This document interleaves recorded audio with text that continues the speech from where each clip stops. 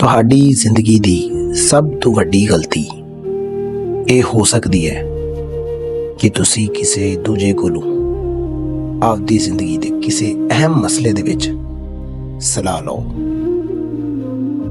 ਕਿਸੇ ਨੂੰ ਕੀ ਪਤਾ ਕਿ ਤੁਸੀਂ ਕਿਸ ਅਜ਼ੀਅਤ ਦਾ ਸ਼ਿਕਾਰ ਜੇ, ਤੁਹਾਡੇ ਅਸਲ ਵਿੱਚ ਹਾਲਾਤ ਕੀ ਨੇ।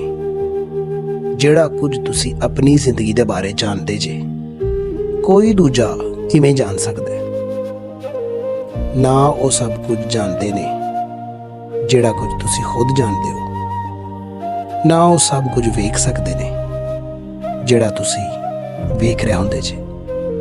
ਉਹ ਤੁਹਾਨੂੰ ਆਪਦੇ ਅੰਦਰ ਦੇ ਡਰ, ਤਜਰਬੇ ਤੇ ਸਲਾਹੀਤਾਂ ਨੂੰ ਵੇਖਦਿਆਂ ਹੋਇਆਂ ਸਲਾਹ ਦੇਣਗੇ, ਤੇ ਜੇ ਤੁਸੀਂ ਉਹਨਾਂ ਦੀ ਸਲਾਹ ਮੰਨ ਲਈ, ਤੁਸੀਂ ਤੇ ਉਹਦੀਆਂ ਸਲਾਹੀਤਾਂ, ਉਹਦੇ ਖੌਫ ਤੇ ਤਜਰਬੇ ਨੂੰ ਆਪਦੀ ਜ਼ਿੰਦਗੀ ਤੇ ਫਿੱਟ ਕਰ ਦਿੱਤਾ ਹੈ। ਫਿਰ ਨਤੀਜਾ ਕੀ ਹੋਵੇਗਾ? ਕੋਈ ਨੁਕਸਾਨ ਵੀ ਹੋ ਸਕਦਾ ਹੈ। ਲੋਕੀ ਤੇ ਉਹ ਹੀ ਸਲਾਹ ਦੇ ਸਕਦੇ ਨੇ ਜੋ ਕੁਝ ਉਹਨਾਂ ਨੇ ਜ਼ਿੰਦਗੀ ਦੇ ਵਿੱਚ ਵੇਖਿਆ, ਉਹਨਾਂ ਨੇ ਆਪਣੀ ਜ਼ਿਹਨੀ ਸਲਾਹੀਅਤ ਦੇ ਮੁਤਾਬਕ ਸਮਝਿਆ, ਜੋ ਕੁਝ ਉਹਨਾਂ ਦੇ ਨਜ਼ਰੀਆਤ ਵਿੱਚ ਠੀਕ ਹੈ ਤੇ ਉਹਨਾਂ ਨੂੰ ਮੁਮਕਿਨ ਲੱਗਦਾ ਹੈ।